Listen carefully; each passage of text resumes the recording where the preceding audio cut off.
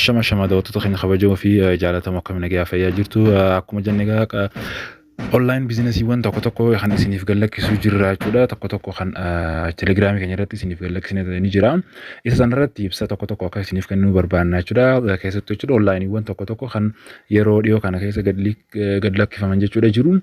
Isa keessaa inni tokko kaaribuu kan jedhu kana jechuudha. Kaaribuun kun jechuudha onlaayiniiwwan biizinesii kan long termii fakkaataa jechuudha. Isa kana yeroo qorannee gaafannutti jechuudha. Kanaaf isa kanarratti xiqqoo yoo hojjennes bareedaadha.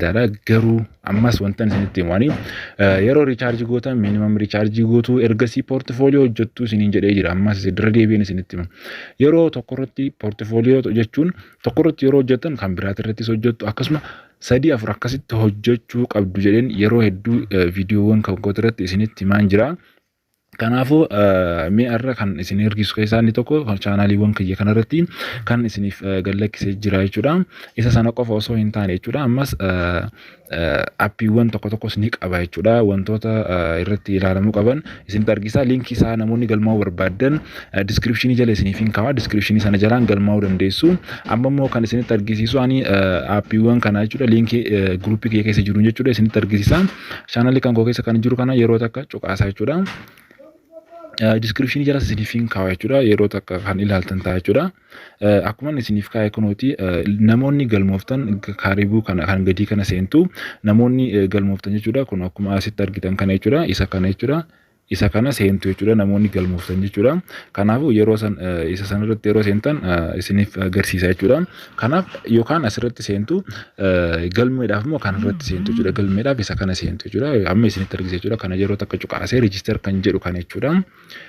Register kan jedhu kana yeroo takka cuqaasaa. Inni kun akkuma INP fakkaataa jechuudha. Inni asitti arginu kun jechuudha. Kunoodhi galmeen isaa bifa kanaan argamaa jira. Yeroo jalqabaatiif bilbila keenya irratti barreeffannaa. Lakkoofsa bilbilaa keenya irratti barreessina jechuudha. Lakkoofsa bilbilaa erga irratti barreeffannee jechuudha. Dijitii 6 olitti paaswordii keenya barreessuu dandeenya jechuudha. Paaswordii keenyas ergasii irraa barreeffannee jechuudha. Guuttannaa jechuudha. Akkasuma isa gadi kana repeat goona jechuudha. Isumaas gubbaa kanarratti barreessine sana jechuudha. Inni kun ammas akkaataa itti boonasii argattan isin argisa. Birrii 100 isiniif kenna jechuudha. Galmaa'uu keessan qofaaf jechuudha. 100 isiniif kenna jechuudha. Ergasii isa asirratti guunnee kana jechuudha. Guutuu isaa erga guunnee xumurree jechuudha. Asirratti immoo wantuma asitti arginu kana kun isuma asirratti arginu kana jechuudha. 018 kan jedhu kana yoo kan isiniif mul'anne taate yeroo takka cuqaastu isuma sana jechuudha. Suuruma isaa sana yeroo takka cuqaastu isiniif jijjiirama jechuudha. Kanaaf isa kana erga argattanii fakkeenyaaf inni kun salphaadha yookaan jijjiirrachuu dandeessu. Ammas cuqaastanii akkanatti barreessitu. Fakkeenyaaf isa kanan barreessaa jechuudha. 8 jaha barreessaa jechuudha. Ergasii register kan jedhu bakka kanatti akkuma argitan register isa kana yeroo takka cuqaasna jechuudha. Register kan jedhu kana jechuudha. Ergasii kunooti akkuma argitan nu galchaa jechuudha. Erga nu galchee aappis buufachuu dandeenya. Akkasumas manaajerii wantoota gaafannu tokkotu jira jechuudha. Akkuma galmoofnee hin dhiifne jechuudha.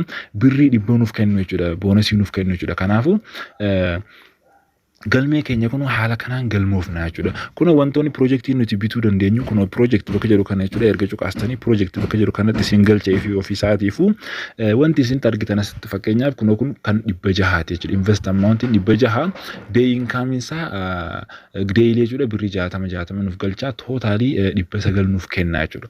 Tootaalii 900 nuuf kenna jechuudha. Inni kuni kanaaf isa kanarratti invest gootanii hojjechuu dandeessu jechuudha. Invest cycling isaa guyyoota 15 keessatti jechuudha. Guyyoota 15 keessatti kan xumuramudha jechuudha. 600 kun jechuudha. Kanaafuu isa kanatti fayyadamuu dandeessu jechuudha. Isa asii gadittis osoo hin yaalle bareedaadha. Maaliif yoo jettan namoonni yeroo hojjechuu barbaadan jechuudha. Saffisaan akka hojjetan yoo barbaadanis investii kana fakkeenyaaf yoo kan laaltan taate kan 3,000 kana jechuudha. Guyyoota 45 keessatti jechuudha. Guyyoota 45 keessatti kan fudhatanidha jechuudha. Birrii 5,900 fi 85 jechuudha. Kunis baay'ee bareedaadha jechuudha. 3,000 kan seenan kun jechuudha. inni biraa kan isinitti argisiisus jechuudha. Fandi kan jedhu kanarratti short termidha yookaan kan yeroo gabaabaa keessatti namaaf galudha. Isa kana osoo dhiiftanii bareedaadha. Yeroo hedduu namoonni wantoota kana keessatti dafanii seenu. Kanaaf isa kana immoo qorina maaliif jettan VIP isin gaafatu VIP hojjechuudhaaf baasii isin baay'isiisu. Kanaaf bifa sana hunda keessa deemuurra piroojeektii isaan long termidhaaf kaawwansan bareedaadha jechuudha. Inni biraa mii kan jedhu kana yeroo takka cuqaasne jechuudha. Mii kun asumatti asii gadi argitan kana yeroo takka cuqaasna. Kun ani birrii 100 argadhee jira jechuudha. Galmaa'een ture jechuudha. Kanaafuu birrii 100 kanaan galmoofna jechuudha. Akkuma argitanii jechuudha. Tootaaliin kiyya birrii 100 naaf kenna jechuudha. Kanaafuu Recharge walletiin kiyya kunooti asirratti argama. Akkasumas wantoota guutamuu qaban tokkos jira jechuudha. Asirratti wantoota isin argisiisu keessaa inni tokko namootaaf share gochuu yoo barbaaddan jechuudha. My team kan jedhu kana ilaaltanii team keessan kana ilaaltanii jechuudha. Namoota qabdan ergasii invite friend to make money kan jedhu kana jechuudha. Isuma asii kana yeroo takka cuqaastu ergasii namoota affeeruu barbaadaniif hiriyoota keessaniif share gootu. Inni biraa bank information kan jedhudha jechuudha. Bank information kan jedhu kun kunooti baankiiwwan nuti guutuu qabnu keessaa inni commercial baankii qofa filata jechuudha. Ergasii bilbila keenya barreessina. Lakkoofsa bilbilaa keenya erga barreessine maqaa barreeffanna jechuudha. Maqaa keenya kan baankii commercial baankiidha jechuudha. Ergasii kan commercial baankii erga barreeffannee bank account keenya barreeffanna asitti. Bank account keenya kan ittiin uf galchanii jechuudha. Ergasii erga xumurre jechuudha. Asirrattis okay ne tuqna. Yeroo sana bakka kanatti immoo akkuma kanatti isiniif kaa'aniin 9 jettanii eegaltu jechuudha. Ergasii barreeffattu guuttattu jechuudha. Isa kanas haala kanaan xumuruu qabdu jedha jechuudha. Kanaaf jechuudha customer services argachuudhaaf yoo barbaadan home bakka jedhu kana yeroo takka bakka home jedhu kana jechuudha isaa asii gadi kana yeroo takka cuqaastanii asii gubbaatti wantoota argitan kana hunda isaa tokkoon ilaaluu qabdu jechuudha. Fakkeenyaaf bonus kan jedhu kun bonus koodiin kun jechuudha. Yeroo isaan koodii isiniif kennan asirratti barreessitu jechuudha. Ergasii okay guutu ergasii isiniif galaa jechuudha. Wanti isiniif galu jechuudha. Koodii isiniif kennamu jechuudha. Akkuma INP sana jechuudha. Inni biraa download kan jedhu kana jechuudha. Download kan jedhu kana akkuma argitaniin kun aappiidha jechuudha. Aappii ittiin download goonee irra buufannu jechuudha. Kanaaf isa kanas buufattanii aappiidhaan fayyadamuu dandeessu. Akkasumas service kan jedhu kana jira jechuudha. Services kan jedhu kana keessatti wantoota hedduu gaafachuu qabdu. Ani fakkeenyaaf amma boonasii kan koo akkanaaf kennitu barbaade ergasii boonasiin koo naaf kennitee jirti jechuudha. Birrii 100 naaf kennitee jirti. Akkasumas gruupii keessa akka gallus gaafadheen jira. Gruupiis naaf ergitee jirti jechuudha. Linkii gruupii isaanii jechuudha. Officially gruupii sana keessatti wantoota daily boonasiin gad liqeeffamu yoo jiraates akka naaf kennituuf jechuudha. Fakkeenyaaf servicii kana yeroo cuqaasu do you want to contact online customer kan jedhu kana contact yoo barbaadde jechuudha. Okay cuqaasna jechuudha. Ergasii kunooti eefiif nu galchaa jechuudha. Please follow the official group jedha jechuudha. Kunooti akkuma argitan have a daily bonus jedheen gaafadhee jira jechuudha. Daily ni qabaa jennaan hordofuu qabdanaan jettee jechuudha. Kanaaf akkasumas minimum withdrawal isaa meeqa akkasuma sa'aatii meeqa keessatti nuuf kennama kan jedhus gaafadheen ture. Minimum withdrawal keenya birrii 300 akkasumas haawarii keenya jechuudha. Haawariin keenyas 24 haawarii keessatti xumurama. Inni biraa jechuudha boonasii akkanatti argadheen isin argisiisa. I haven't take a bonus in jedheen jechuudha. Aga amma boonasii hin arganneen jedheen jira jechuudha. Kanaafuu please provide your account name and or numbers naan jettee jechuudha. Screenshot osoo hin taane lakkoofsa bilbilaa keetii fi maqaa keessee naaf ergii naan jettee ergasii ni ergee fi ergasii kunooti akkuma argitan kanatti jechuudha. F5C kan jedhu kana jechuudha.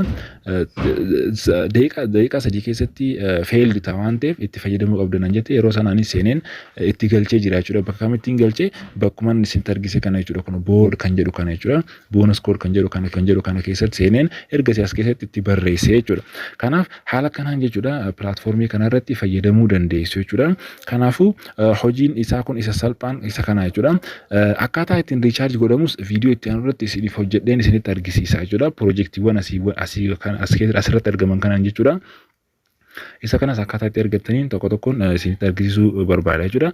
Har'aaf qophiin qabnu kanuma fakkaataa jechuudha. Haga ammas wanti isinitti dhaamu barbaadu akkuma isin jedhee jechuudha. Platformii yeroo hojjettan portfolio hojjedhaa isin jedhee jira. Yeroo hedduun isinitti himaa jira jechuudha. Kanaafuu qophiin keenya kanarraa kanuma fakkaataa jechuudha. Yaada online business kanarratti yoo kan qabaattan taate comment jalatti naaf barreessaa. Akkasumas jechuudha yaada kan biraa kan online business wal qabatus yoo kan jiraate comment jalatti naaf barreessaadha.